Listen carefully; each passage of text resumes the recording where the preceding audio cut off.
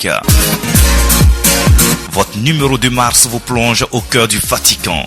Démission du pape Benoît XVI, les non-dits d'une démission, la liste des candidats potentiels et les Ouagalais très sceptiques quant à l'élection d'un pape noir. Comment élite-t-on un pape? Ésotérica vous plonge au cœur du sujet. Anticipez vos contraintes du mois de mars grâce à votre prévision astrologique de ce mois. Le poisson est le signe du mois de mars. Découvrez un signe assez fascinant. Retrouvez la chronique mensuelle de Christange Merlin sur le coaching. Ésotérica est disponible chez Mabonné Distribution devant l'Institut français ou dans les alimentations telles que La Surface, l'alimentation générale à Gunguin, l'alimentation mini-prix à Kolognaba, l'alimentation éco-prix à Tampoui, l'alimentation Inop Africa et dans les stations Petrofa de Sissin, Saint-Camille et de la Padoie. Ou alors appelez le 70 65 65 00. Ésotérica, chaque premier du mois dans vos kiosques à journaux. Clair obscur. Vous voulez tout savoir sur l'ésotérisme. Retrouvez-nous sur RMO FM tous les dimanches de 21h à 22h.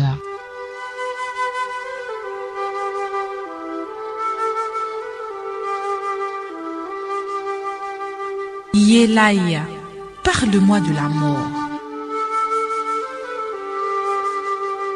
Dieu ne peut placer en dehors de l'homme. Dieu, c'est la vie elle-même qui s'appelle Dieu. La réincarnation, elle existe tout simplement parce que le monde physique étant ce qu'il est, un corps physique ne peut pas vivre indéfiniment. Un corps physique ne peut pas être immortel.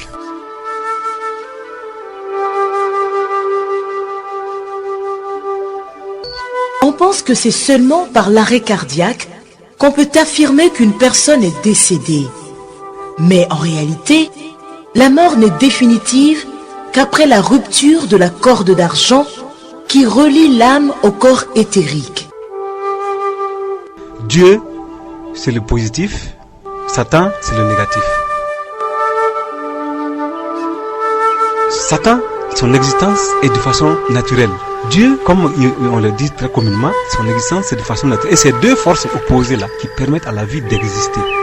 Si nous n'accordons de la valeur à la vie qu'en fonction de la crainte que nous avons de la mort, alors c'est que nous n'avons aucun sens de ce qu'est la vraie vie et de ce qui constitue sa valeur véritable. Clair obscur. Nous maîtrisons à présent toute retransmission. Nous contrôlons les horizontales et les verticales. Nous pouvons vous noyer sous un millier de chaînes ou dilater une simple image jusqu'à lui donner la clarté du cristal et même au-delà. Nous pouvons modeler votre vision et lui fournir tout ce que votre imagination peut concevoir. Pendant l'heure qui vient, nous contrôlons tout ce que vous allez voir et entendre. Nous partagerons les angoisses et les mystères qui gisent dans les plus profonds abysses.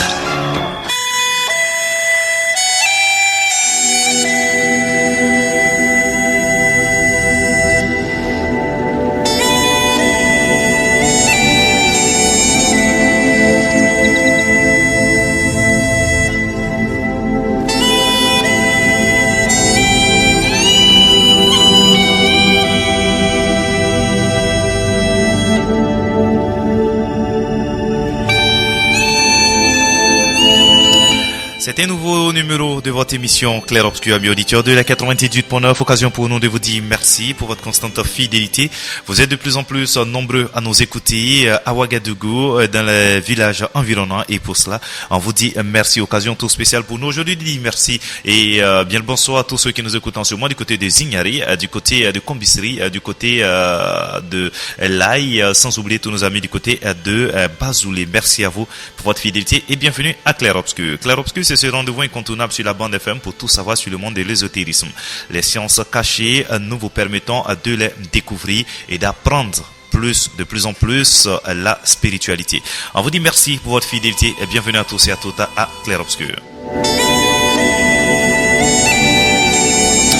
Au menu de ce numéro, juste le temps pour moi de vous dire que je suis gagné devant ce microphone.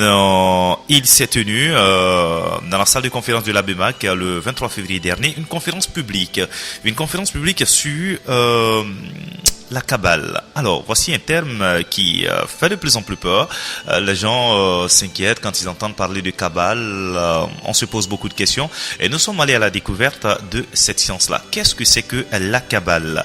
Donc, cette conférence a été prononcée par Maître Théophane Agbo Ola du côté de l'Abemac. C'était le 23 février dernier. C'était une conférence publique, il faut noter. C'était une conférence publique. Tout le monde était invité. Il y a eu beaucoup de personnes dans la salle, en tout cas, de différentes confessions religieuses qui ont posé des questions.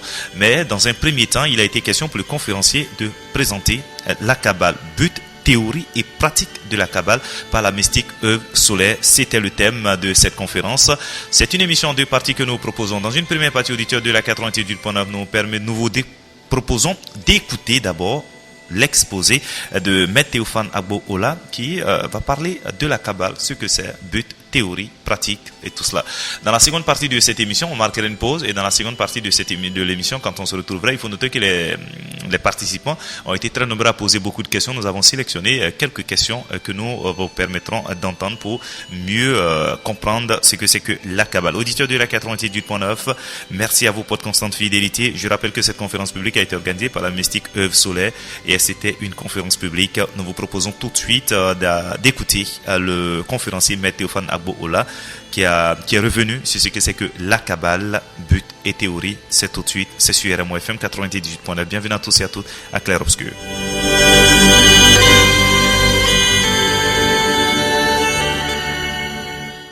Je dirais dans un premier temps un courant initiatique traditionnel. La Kabbale va reprendre son compte et assure l'affirmation de MS qui est ce qui est en bas est comme ce qui est en haut et ce qui est en haut est comme ce qui est en bas pour accomplir le miracle d'une seule et même chose. Mais lorsque nous disons ceci, en réalité, un certain nombre de vérités se dégagent de cette phrase.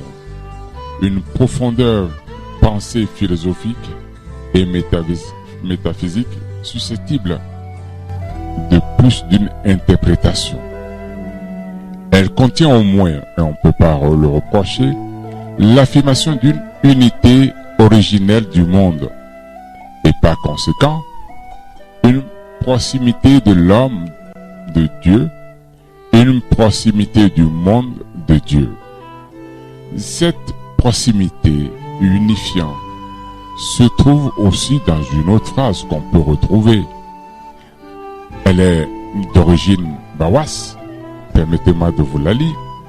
À l'origine, Dieu, voûte céleste, était si proche de la terre qu'on pouvait le toucher de la main. Et c'était le bonheur, la paix, l'abondance. Mais un jour, une femme seule, portant sur sa tête une charge de bois qui touchait la voûte, prie Dieu avec humeur de le soulever un peu. Dieu accéda à son désir, monta très haut, puis depuis lors, laissa les hommes en butte aux puissances inférieures sans plus intervenir dans leur vie. Ce texte illustre comment la tradition primordiale ici s'est exprimée et comment on a compris l'idée du macrocosme, le grand monde. Au départ, d'où naîtra un microcosme, le petit monde, c'est-à-dire notre monde à nous. Mais si le microcosme est issu du macrocosme, s'il en a été proche au début, il est probable et certain qu'il a conservé en lui des reflets, des traces des origines, donc offre aussi des moyens de réintégrer l'unité principielle, cause de tout, c'est-à-dire la source unique. On désigne encore la tradition primordiale du nom de révélation primitive. Ceci peut s'expliquer par le fait que l'homme, tout seul, livré à lui-même et à ses moyens limités, ne peut avoir accès à l'ensemble des vérités transrationnelles impliqué dans la tradition. Il lui faut une aide. Et la tradition doit lui être révélée, donnée, comme la grâce. Sa charge, alors, est de conserver l'héritage révélé et de la transmettre de façon adéquate. Je dirais que la Kabbale est donc un canal de la tradition, dont les origines remontent à la nuit des temps, façon commode de dire qu'aucun humain n'a réussi à en situer historiquement la naissance. Elle remonte à l'aube de la pensée et de l'évolution humaine et s'occupe de l'origine divine des choses. Sa quête est celle de la cause causante. Et en ce sens, elle est une ontologie, une science de l'être tout d'abord. Science de l'être et donc de Dieu. La Kabbale trouve en lui sa source première et c'est en cela qu'elle est mystère. C'est-à-dire une connaissance dont la profondeur est telle qu'aucune approche rationnelle ne saurait en puiser la profondeur. Voilà pourquoi dans le Zohar, pardonnez-moi, le Zohar, comme la Bible, comme le Coran, reste des livres sacrés. N'y trouvez pas ici une indication pour dire que c'est telle religion qui prime sur les autres. Là n'est pas notre pensée. Voilà pourquoi dans le Zohar, on pense que la Kabbale a d'abord été enseignée par Dieu aux anges qui formaient une école théosophique au paradis. Ce fait n'est pas dans d'autres religions ou dans d'autres sciences. Nous voyons bien l'intervention humaine lorsque Dieu décide de transmettre sa connaissance à un homme. Lorsque nous regardons par exemple le Coran dans la sourate 96, ça commence par ces mots: lis au nom de ton Seigneur qui a créé l'homme d'un caillot de sang. Lis, car ton Seigneur, le très noble, c'est lui qui a enseigné par la plume. Il a enseigné à l'homme ce qu'il ne savait pas. Donc, la transmission de la science par Dieu à l'homme, c'est toujours fait. La Kabbale trouve en lui sa première source, et c'est en cela qu'elle est mystère. Si nous prenons Adam, Noé, Abraham, pour nous, ils ont reçu cette science. Ce dernier, Abraham, dut fuir en Égypte, là, il permit que la science sacrée fût partiellement révélée aux Égyptiens qui, ainsi, entrèrent en contact avec elle.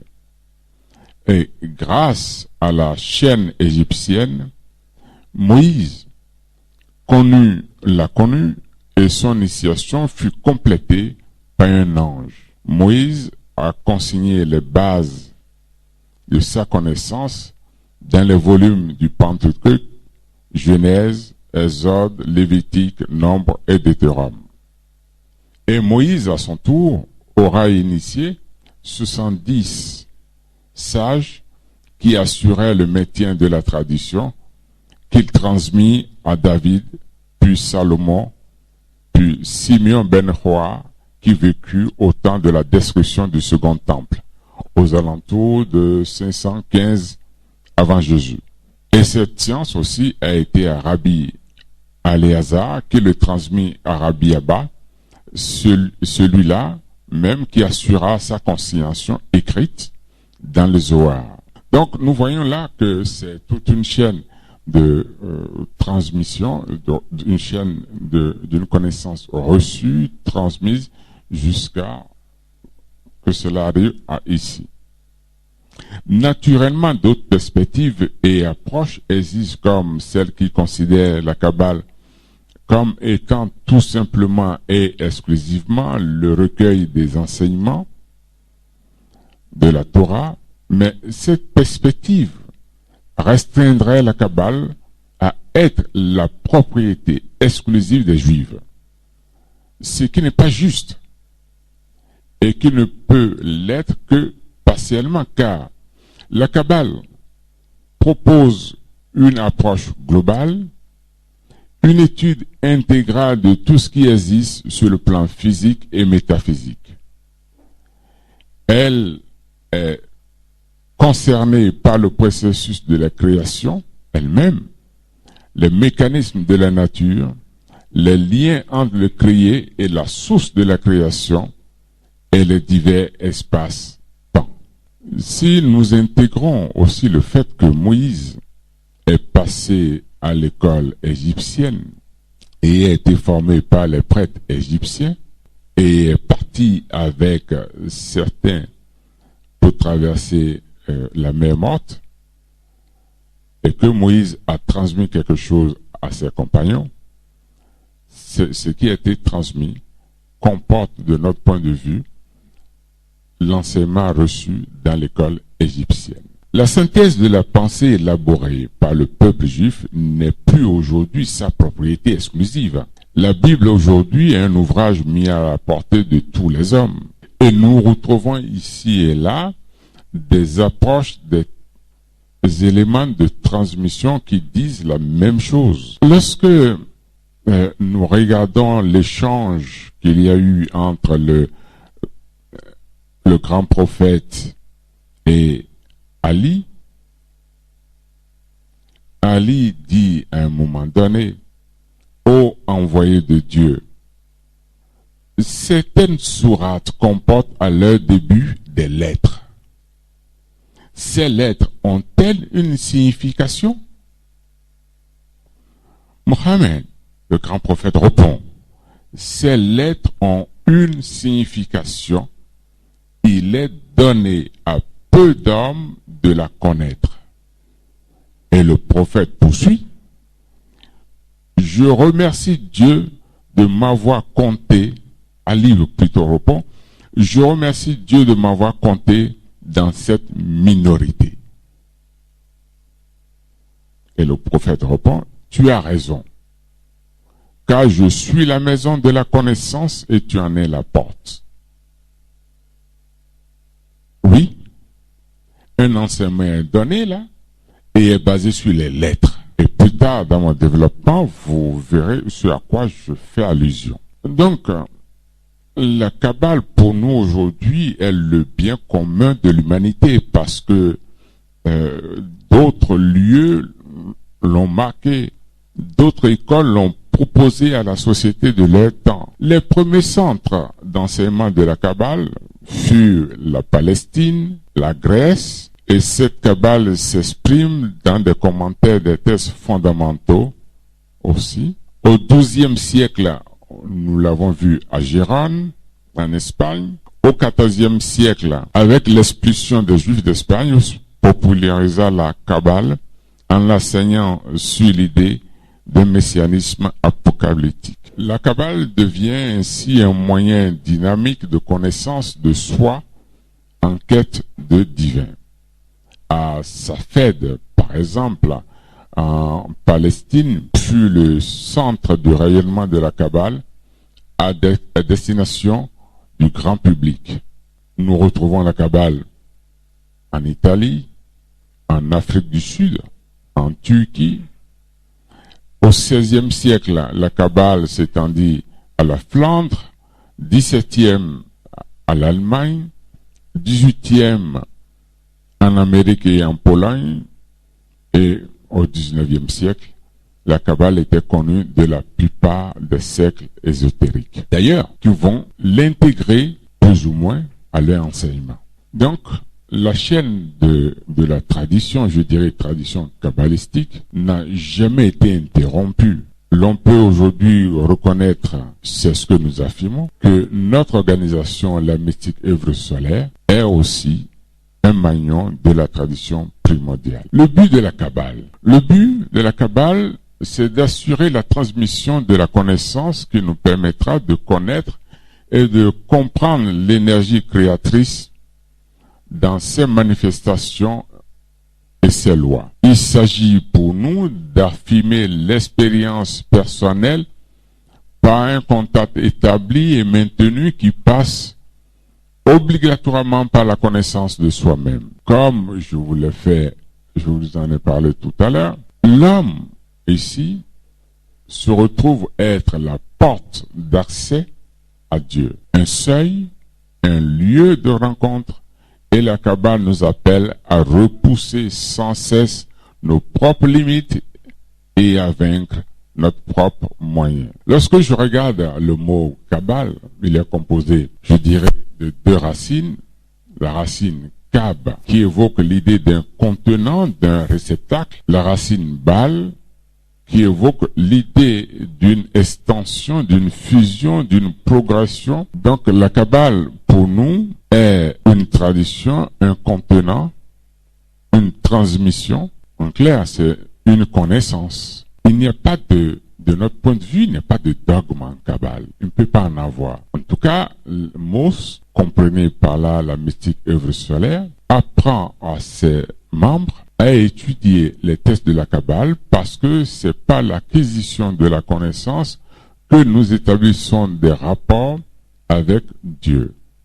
Des rapports non basés sur la superstition, mais sur de la connaissance naît la conviction des rapports que nous voulons établir avec Dieu, et ceci nous renforce. Lorsque dans le Coran il est dit au prophète qui est analphabète, qui ne sait pas lire, l'exigence de lire, lis on lui dit. Et pour s'assurer que le Coran est bien appris, ils ont appris par cœur tous les sourates du Coran. Ça a été l'œuvre de l'ange Gabriel qui s'est assuré de cette transmission. Donc la base de la connaissance, en tout cas dans le domaine qui nous concerne, est forcément la connaissance. C'est-à-dire, il faut l'apprendre.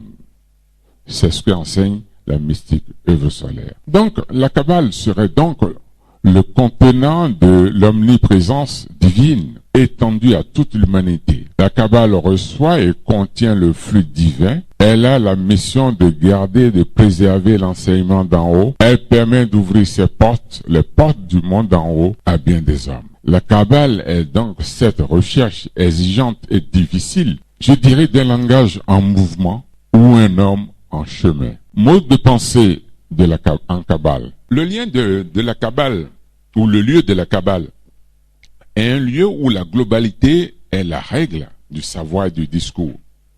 Elle ne fait pas de différence entre les mondes et les différents modes de pensée. Pour elle, tous les aspects de la connaissance se touchent, et cette connaissance était donc une, et la Kabbale était soucieuse de métaphysique que de physique. Aujourd'hui, tous les savoirs sont spécialisés. Il nous est nécessaire, pour continuer notre quête, d'arriver à maintenir un certain équilibre entre ce que l'on veut appeler le mode ancien de raisonnement et celui d'aujourd'hui. Le mode de pensée de la Kabbale est aussi celui de l'Égypte ancienne. Il se traduit dans les deux cas par un alphabet hiéroglyphe, mot littéralement qui signifie écriture du sacré.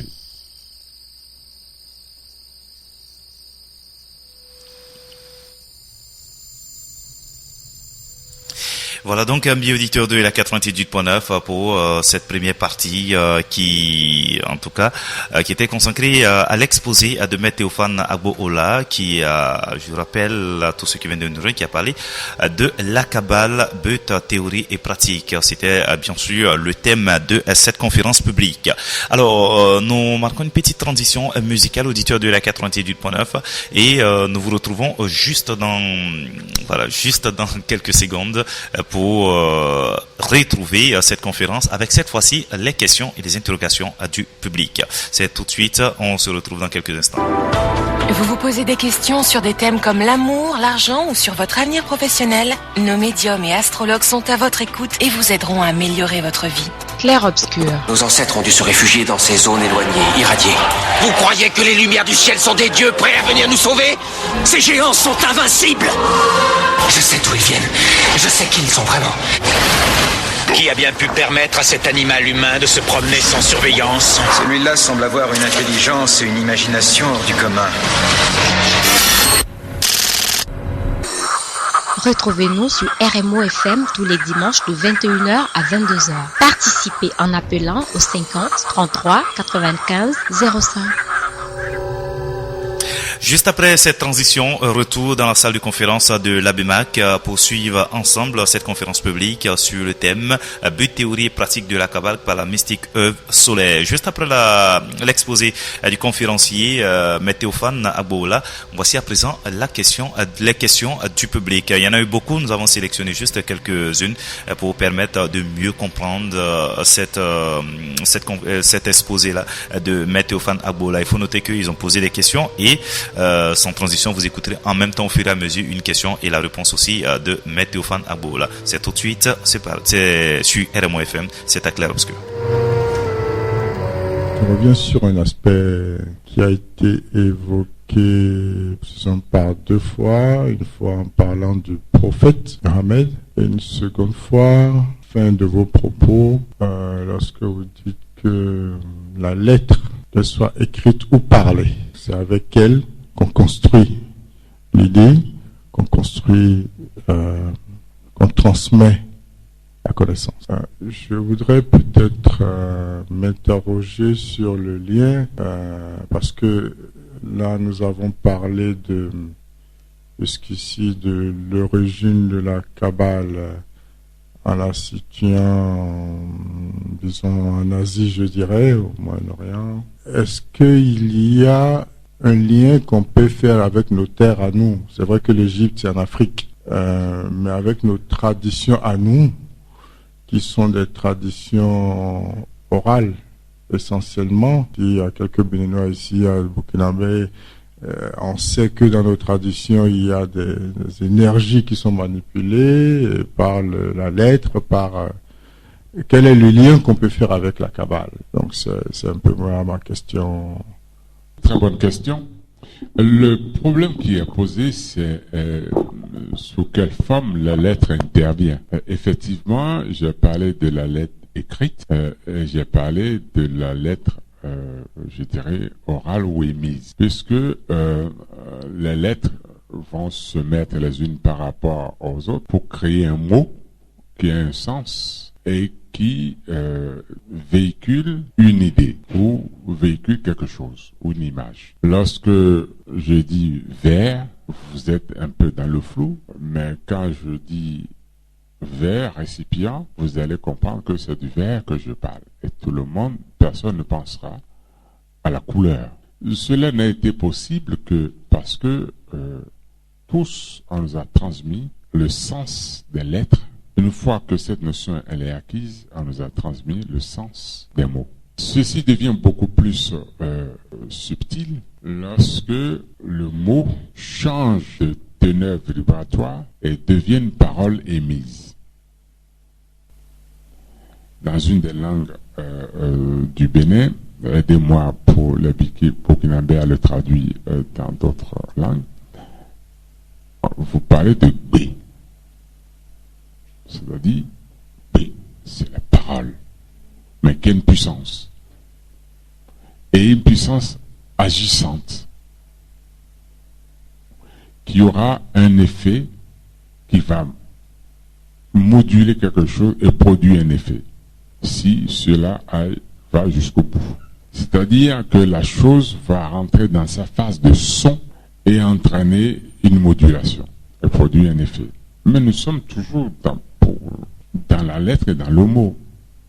Prononcé, chanté ou émise, c'est la même chose. Donc nous voyons bien que pour une civilisation, elle est écrite, c'est-à-dire la conservation de la pensée va passer par des lettres écrites pour permettre à la génération qui suit d'en connaître le sens. Pour l'autre, on a gardé le côté d'enseignement de base qui est un enseignement oral de puissance, elle est orale. Et l'enfant doit faire appel à sa mémoire pour conserver ce qu'il a appris. Et si à un moment donné la mémoire le lâche, il ne restera que la quintessence. Donc je dirais en conclusion que les deux systèmes ont la même base, la transmission de connaissances, La méthodologie semble être différente, mais cette méthodologie elle est complémentaire. La méthodologie orale, où il n'y a pas d'écrit, et l'autre méthodologie où il y a d'écrit, mais les deux se complètent. Aujourd'hui d'ailleurs, nous on fait les mêmes, nous faisons les deux. L'autre partie de la question que je n'ai pas complètement exprimée, c'est que vous avez un peu retracé le parcours de la Kabbale depuis la nuit des temps. Et dans ce parcours-là, c'est vrai, on retrouve l'Afrique à travers l'Égypte. Mais l'Afrique subsaharienne, par exemple, on ne la trouve ni au début ni à la fin. Enfin, aujourd'hui, ici, avec la mystique solaire. Mais quand je prends, par exemple, un ouvrage que j'ai pu lire sur la géomancie chez nous, j'y ai retrouvé des références à la Kabbale de façon très directe. Il existe certaines thèses qui disent que à un moment donné, les hommes, la communauté humaine a commencé par parcourir les terres. D'autres sont allés donc vers subsaharienne, l'Afrique, et d'autres sont restés du côté de la Méditerranée, l'Égypte et autres. Mais ces groupes d'hommes étaient toujours porteurs de traditions, de connaissances. Et par rapport à leur environnement, chacun a commencé à établir ses connaissances et à les transmettre. Donc, j'aurais tendance à dire oui. Pourquoi cela ne s'est pas révélé sous les mêmes formes? Parce que par les langues qu'ils ont continué à utiliser, donc cela ne s'est pas retrouvé. J'aurais tendance aussi à dire la Kabbale sous la forme dont nous le connaissons aujourd'hui, sous cette forme-là, est arrivée dans nos contrées au 19e siècle. Mais lorsque nous regardons les choses beaucoup plus finement, elle serait arrivée si nous disons que la connaissance des lettres qui se trouvent dans le Coran, elle serait arrivée par le biais de l'islam, puisque les chiites, en fait, qui est le courant de Ali, ont continué l'enseignement de l'islam, mais sur la base de la connaissance. Les chrétiens, oui, ça peut vous étonner, mais c'est comme ça. Tite Midi, par exemple, je le cite souvent, qui est un grand savant de l'islam, a beaucoup écrit sur le sens des lettres. Beaucoup. Si vous prenez, les chrétiens sont arrivés, ils n'ont pas avoué les choses, mais elle y est. De fait, puisque les églises que vous trouvez en Europe, même j'en ai trouvé une dans un village, celui de Tangbo, à un moment donné, où il y avait le tétragramme au fond, qui est un début. Nous avons fait un pays ne reste jamais fermé. Nous avons fait des recherches sur la géomancie pour ne parler que de ça. Nous avons retrouvé les bases de la géomancie, puisque le président de Mos a écrit un livre sur la géomancie sublimée. Nous avons trouvé les bases de la géomancie en Chine. D'ailleurs, ça nous a permis de dire aux Béninois pardon pour ceux qui sont, de la mettre un peu en veilleuse parce qu'ils ne sont pas détenteurs de cette science. D'autres peuples avant l'ont eu. En résumé, je crois que lorsque vous formez un docteur, un scientifique, et qu'il en maîtrise la connaissance, il est capable de s'emparer de toutes les sciences dans son domaine et de l'adapter à son environnement. Donc, je dirais que c'est aux frères et sœurs de Mos aujourd'hui, ayant la maîtrise de la Kabbale, de pouvoir aller lire et relire avec ces outils-là les bases des connaissances de leur environnement. Oui, merci. Je reviens sur les lettres et le Coran. Je ne sais pas, j'ai essayé de demander quelquefois au niveau de la Sourate 2 par exemple, il est dit Alif Lamim. Je demandais la signification à certaines personnes qui m'ont dit que j'étais trop curieux et qu'eux-mêmes ils ne savaient pas. Et donc je voudrais savoir, est-ce que ces lettres sont-elles de l'arabe ou de l'hébreu? Et est-ce que l'ensemble de ces lettres qui débutent certaines de ces sourates ont un lien avec les lettres hébraïques, on dit? Que ce soit les lettres hébraïques ou les lettres arabes, c'est les lettres sémites. Elles sont proches l'une de l'autre. En Kabbale, le notaricon Amen, que je dis, ailleurs, ça va se dire Amin.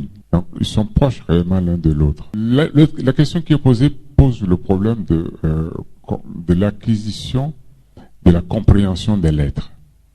Je ne peux répondre que par une chose, qu'en Kabbale, nous allons demander à l'élève de dessiner la lettre, de la lire, de dialoguer avec la lettre, puisque nous la considérons comme une vibration, pour pouvoir percevoir l'énergie de la lettre. Ce travail fait sur les lettres, que nous demandons à l'étudiant de faire, va le permettre, lorsque les lettres rentrent, se mettent les unes par rapport aux autres, constituent un mot, de pouvoir percevoir l'énergie du mot. Oui, je suis d'accord que les lettres ont une grande importance puisque le prophète lui-même l'a dit. Oui, je suis persuadé que les lettres, il faut les apprendre et ça nécessite qu'on puisse vous les transmettre puisque le prophète lui-même l'a dit que tous les hommes ne sont pas appelés à le connaître. C'est-à-dire que de notre point de vue, cela nécessite un travail et un accompagnement, une transmission. Par rapport à l'autre sourate où on demande de lire, ici ça va beaucoup plus que le lire. Voilà ma réponse. Dans votre développement, vous avez parlé de la lettre bête qui a été retenue comme première lettre de la création. Quand vous avez ajouté que la lettre Aleph a été reconnue par Dieu pour commencer toutes les lettres. Je ne sais pas, je n'ai pas bien saisi cette partie du développement. Merci. Aleph et puis bête. Merci. Donc, Dieu a choisi, c'est un texte qui est extrait du Zohar. Dieu a choisi, d'après ce texte du Zohar, la lettre bête pour créer le monde. Donc, pour toute création, pour toute la création, Dieu a choisi cette lettre pour débuter la création. Et la lettre Aleph ne s'est pas présenté du fait que Dieu ayant déjà fait son choix, mais Dieu lui a répondu la chose suivante. Lui a dit, il a répondu deux choses. Un, tu dois être là parce que c'est toi qui vas commencer, qui sera la première lettre de l'alphabet. Lorsque nous disons bien alphabet, vous entendez d'abord Aleph, et vous entendez le bête. Nous sommes bien d'accord. Et puis après, il a ajouté, tu seras l'unité dans toutes les choses. Et c'est pour cela que dans le mot Bereshit, le premier mot qui a commencé, qui a débuté la Genèse, c'est le bête, la lettre bête qui est au début, suivi immédiatement par la lettre Aleph. Par rapport à l'agencement des lettres, pour par exemple un novice qui manipule ces lettres, étant donné que ces lettres ont des vibrations, est-ce que si je m'amusais à prendre les lettres, à les enchevêtrer comme je veux, il peut avoir des effets néfastes?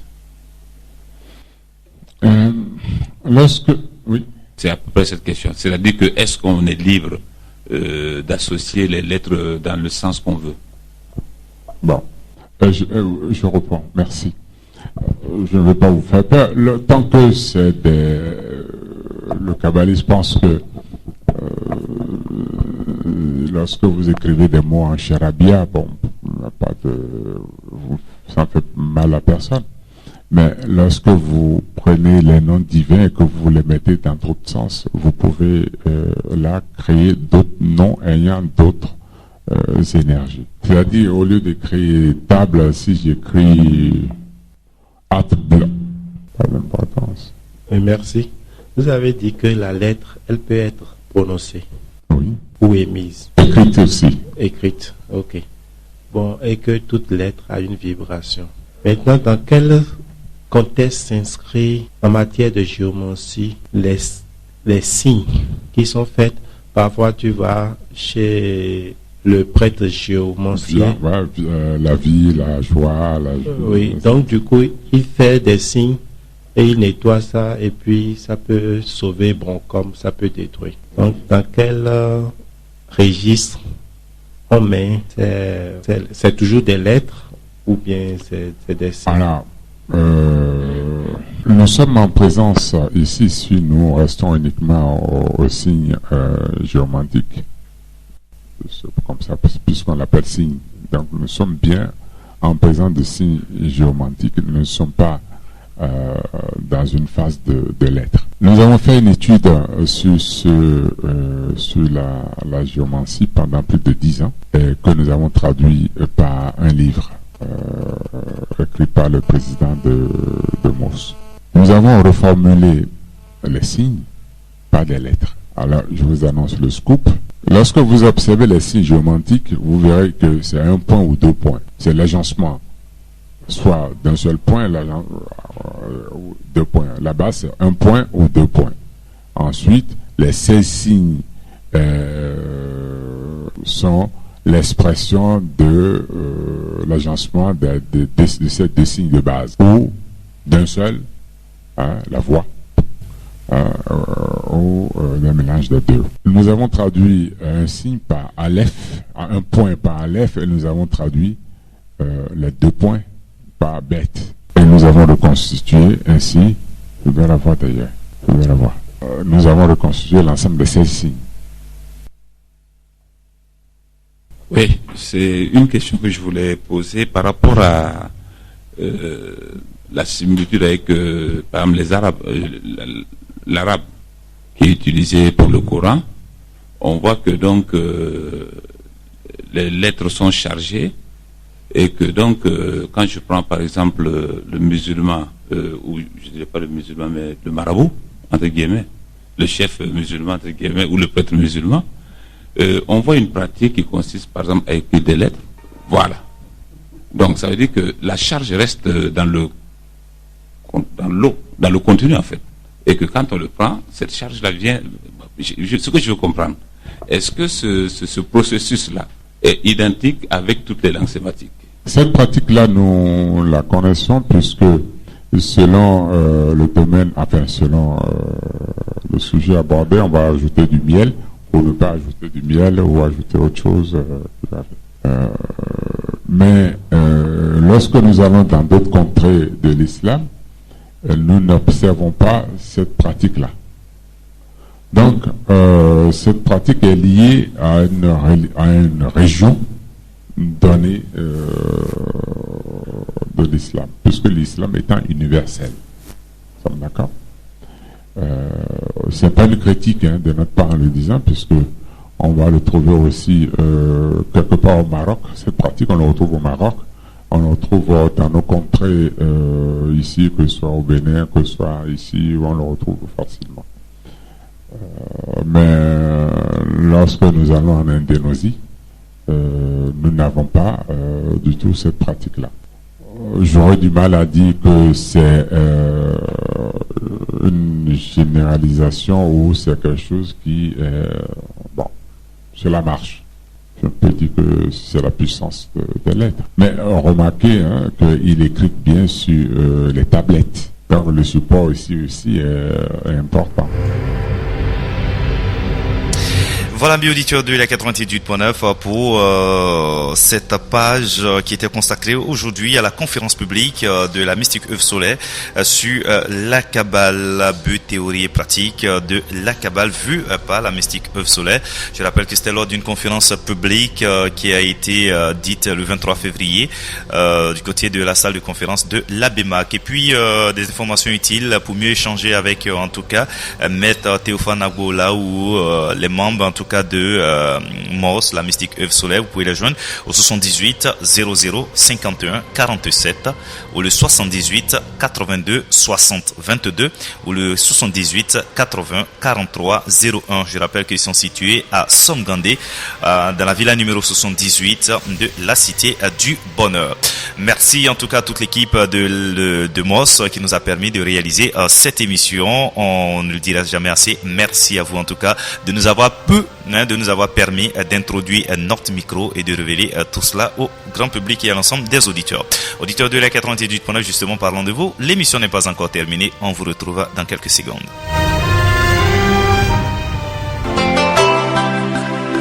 Amis auditeurs de la 98.9, juste après la page entretien de votre rendez-vous. Place à présent à votre prévision astrale. Je rappelle que l'horoscope que nous allons proposer concerne la semaine du 25 février au 3 mars. On commence tout de suite par nos amis béliers. Amour, si vous êtes en couple, votre vie conjugale connaîtra quelques fluctuations et des problèmes cette semaine. Ce ne sera pas pour l'instant le climat d'euphorie auquel vous aspirez avec tant d'ardeur. Ne vous désespérez pas, laissez passer quelques jours et les choses s'arrangeront d'elle-même. En attendant, prodiguez des attentions à votre conjoint. Cela accélérera le retour au beau fixe. Pour nos amis célibataires, les célibataires seront d'humeur charmante. Ils cumuleront les bonnes fortunes sans faire aucun effort particulier. Ils attireront de nombreuses sympathies. Leurs conquêtes ne se compteront plus, mais elles seront pour la plupart sans lendemain. Pour le côté argent, avec cet aspect de Mercure, vous aurez la possibilité de réaliser des transactions financières profitables. Vous serez aussi en mesure de régler une affaire litigieuse qui traînait depuis longtemps. Côté travail, Mars vous soutiendra de toutes ses forces dans le travail. Des projets auxquels vous ne croyez plus pourraient bien devenir réalité. Vous aurez de la chance, des appuis, des succès. Toute activité en équipe devrait vous réussir.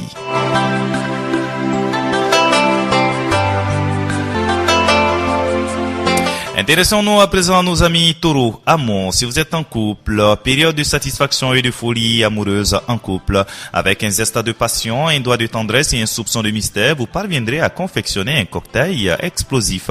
Frissons et palpitations garantis. Célibataires, les célibataires hommes et femmes feront de nombreuses rencontres. Certaines d'entre elles pourraient aboutir à un heureux mariage. D'autres par contre ne feront qu'un feu de paille.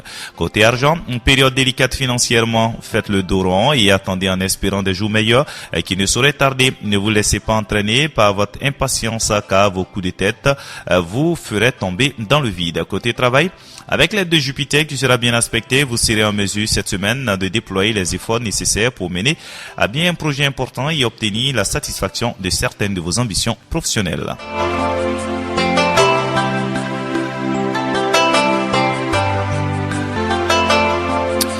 Gémeaux, amour, si vous êtes en couple, votre vie conjugale sera quelque peu bousculée. Les événements n'auront rien de méchant et pourtant vous aurez tendance à tout dramatiser, à vous comporter comme si la fin du monde était proche. Vous devriez bien réfléchir à tête reposée avant de prendre une décision quelconque concernant vos relations avec votre conjoint. Rappelez-vous qu'il est toujours beaucoup plus facile de détruire quelque chose que de le construire. Pour les célibataires, les peurs, les hésitations qui s'emparent de vous de temps en temps seront totalement neutralisées cette fois. Vous vous affirmerez avec force, vous partirez vaillant à la conquête des cœurs avec d'excellentes chances de réussite. Côté argent, bien soutenu par Neptune, en bon aspect, vous passerez une période sans problème financier et pourrez même espérer des rentrées conséquentes et une augmentation de salaire. Si votre métier touche de près ou de loin la joaillerie, faites preuve de vigilance et de prudence dans vos diverses transactions. Côté travail, le moment sera bien choisi pour prendre des initiatives originales dans votre activité professionnelle, surtout si celle-ci implique des rapports directs avec le public.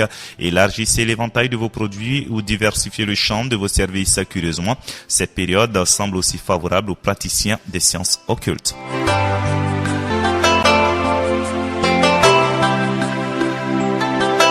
Vous êtes Cancer, amour, si vous êtes en couple, mais où donc sont les qualités exquises que vous avez attribuées à votre bien-aimé pendant les premiers temps de votre union? Cette semaine, vous ne serez visiblement plus très bien disposé envers lui. Vous aurez même tous les reproches de la terre à lui faire. N'exagérez pas, la patience de l'autre a certainement des limites. Pour les célibataires auront des désirs accrus de rencontres. Cela ne leur créera aucun souci s'ils prennent les nouvelles révélations pour ce qu'elles sont, c'est-à-dire principalement pour des distractions agréables. Certains cependant pourraient être tentés par le mariage. Dans ce cas, il sera conclu rapidement avec des chances de réussite plutôt douteuses. Côté argent, Mercure en bel aspect renforcera l'intuition des natifs concernés en leur donnant un flair spécial, leur permettant de mieux pressentir les événements extérieurs d'ordre économique ou autres et d'en tirer davantage.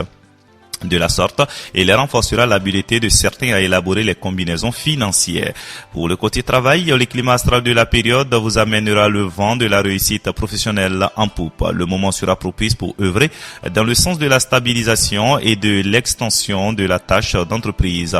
Alors réveillez-vous et mettez-vous à l'ouvrage pour profiter pleinement de la bienveillance des astres. Mais celui qui ne se lève pas avec le soleil ne jouit pas de la journée. C'est une citation de Cervantes.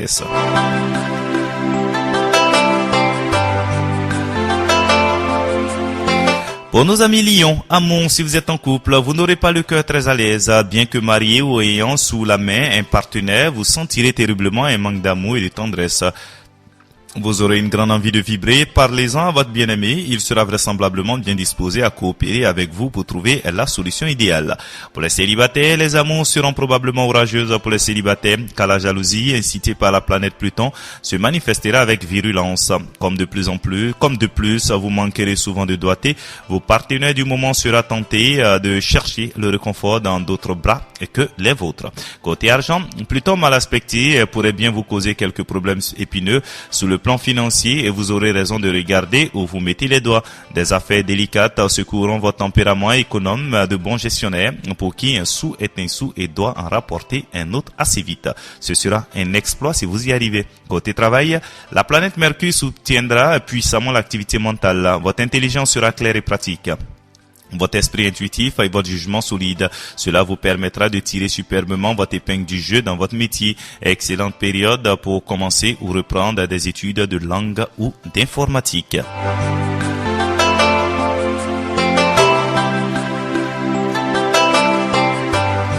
Vous êtes vierge, Amon. Si vous êtes en couple, la vie conjugale sera bien influencée, mais l'entente pourrait bien être meilleure si vous y mettiez davantage du vôtre, par exemple en vous montrant moins possessif et plus tolérant.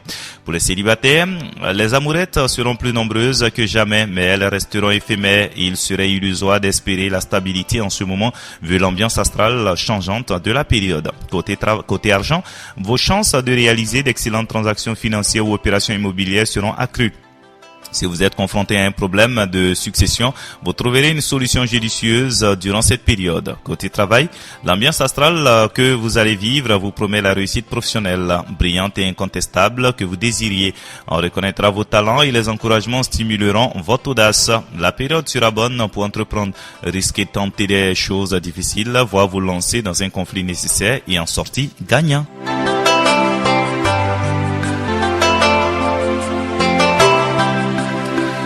Balance, Amon. Si vous êtes en couple, vous aurez la possibilité cette semaine de prouver votre amour et votre tendresse à l'élu de votre cœur. Il sera très réceptif à vos attentions.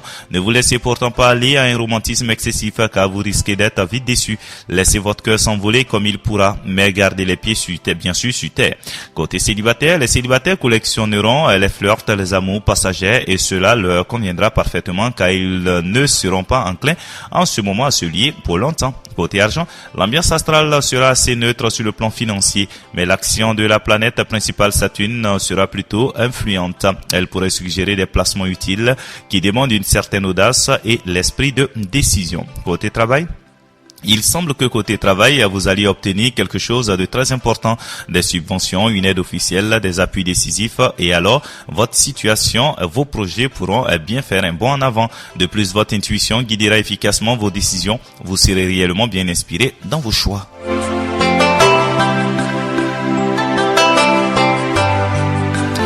Vous êtes Scorpion, Amon. Si vous êtes en couple, il vous sera hautement possible cette semaine d'améliorer sensiblement vos relations avec l'homme ou la femme de votre vie.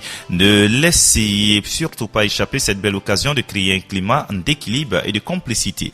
Pour les célibataires du signe éprouveront de la difficulté à maintenir des rapports amoureux de longue durée. Ils auront tendance à se laisser guider par leur cote romanesque, mais heureusement, un bon sens assez solide leur permettra de juger jusqu'où ils pourront se laisser aller. Pour certains natifs, une amitié amoureuse pourra commencer à prendre une place importante dans la vie.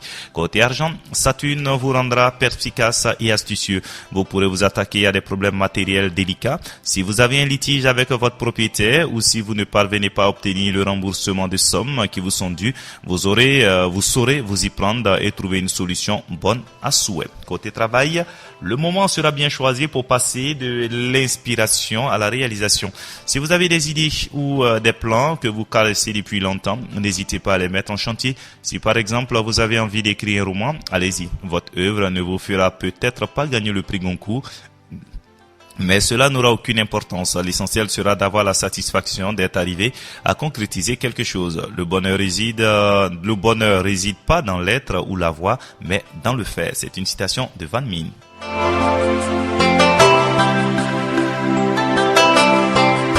Pour nos amis Sagittaires, Amon, si vous êtes en couple, l'influence de Vénus dans votre camp vous attacherait une importance capitale à votre vie de couple. Pourtant, ne soyez pas trop exigeant, trop épris d'amour d'absolu, sinon vous serez déçus. Pour les célibataires, le moral n'y sera pas pour les célibataires et l'esprit ne sera gai, porté à la gaieté. Ne vous engagez à rien de définitif, le moment sera mal choisi. Ne cherchez pas non plus de veine naturelle à l'être aimé, car le résultat sera désastreux. Côté argent, hâtez-vous de régler factures, contraventions éventuelles, impôts, de payer vos dettes. Vous éviterez ainsi d'attirer des complications et des poursuites qui vous mettraient de très mauvaise humeur et vous coûteraient inutilement cher. Les astres ne vous feront pas de cadeaux cette semaine. Côté travail, vous serez tenté de brûler les étapes pour atteindre vos objectifs dans les plus brefs délais en fournissant des efforts titanesques. Cela est susceptible de vous donner une efficacité surprenante dans votre travail.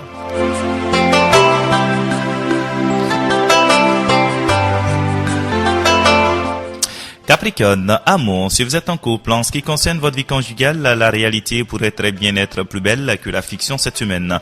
À condition toutefois de voir le meilleur aspect des choses, vous pourrez augmenter votre bonheur en prodiguant à votre partenaire des attentions et un petit cadeau. Pour les célibataires, les astres voudront cette semaine que les voyages favorisent les rencontres amoureuses des célibataires. Il est possible que vous connaissiez enfin la personne qui vous convienne, tant sur le plan physique que sur celui de l'intellect. Mais ne soyez pas trop pressés de l'entraîner dans une union, laissez-lui le temps de faire son choix, sinon vous risquez de la perdre. Quand on sait trop l'anguille, on la laisse partir. C'est un proverbe vosgien. Côté argent, cet aspect de Pluton favorisera certains aspects financiers. Ce pourrait être l'occasion pour beaucoup d'activer le remboursement de dettes et pour d'autres de s'adresser à la justice pour faire augmenter une rentrée ou une pension alimentaire. Côté travail, cette profession laisse percer des tendances très encourageantes dans le domaine professionnel. Le succès vous sera acquis presque d'office, mais pour qu'il soit durable, vous devrez faire preuve de sagesse et de pondération dans son exploitation. En particulier, surveillez bien vos propos, ne faites pas de confidences et souvenez-vous qu'on gagne toujours à terre ce que l'on n'est pas obligé de dire. C'est un proverbe chinois.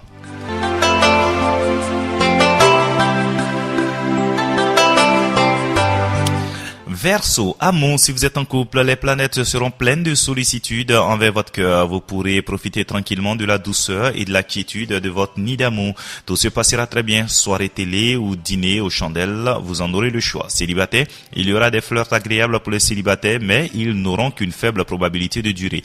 Les séparations se feront toutefois sans amertume et sans rancune et vous vivrez sans faire de projet d'avenir.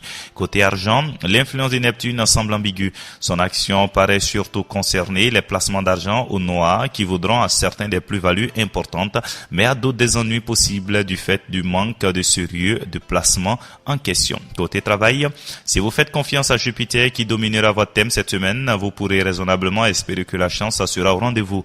Elle portera notamment sur le domaine des affaires, surtout si vous exercez une profession libérale ou commerciale. Profitez-en au plus vite car la fortune vient à pas de tortue et fuit comme une gazelle. C'est un proverbe persan.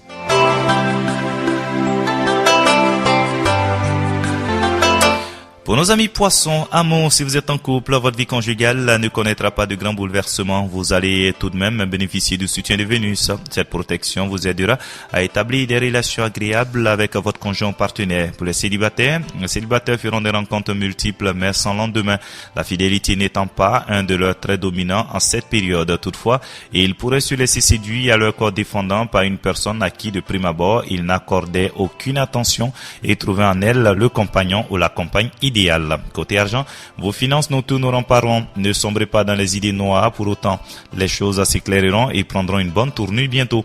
Donc, pas de coup de colère avec des décisions brutales car vous le regretteriez. Côté travail, le climat astral vous dotera d'une extraordinaire souplesse. Vous serez capable de vous adapter avec la plus grande facilité à des occupations nouvelles et en tirer le meilleur parti possible des gens et des circonstances. Mais bien entendu, ces heureuses dispositions n'excluront pas l'effort constructif.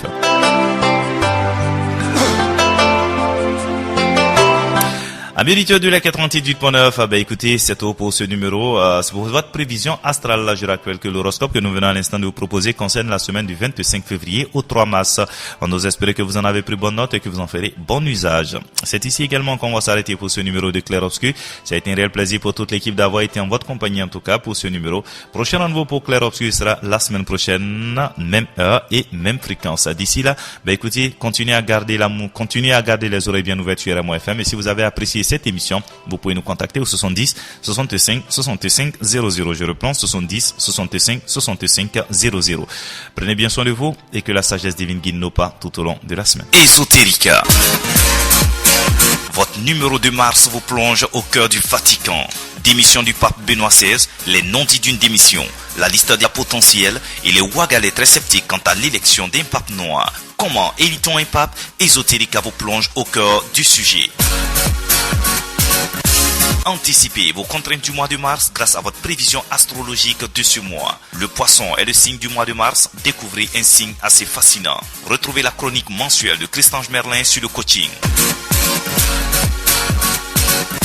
Ésotérica est disponible chez Mabonné Distribution devant l'Institut français ou dans les alimentations telles que La Surface, l'alimentation générale à Gunguin, l'alimentation Mini-Prix à Kolognaba, l'alimentation Ecoprix à Tampoui, l'alimentation Inop Africa et dans les stations Petrofa de Sissin, Saint-Camille et de la Padoie. Ou alors appelez le 70 65 65 00. Ésotérica, chaque premier du mois dans vos kiosques à journaux.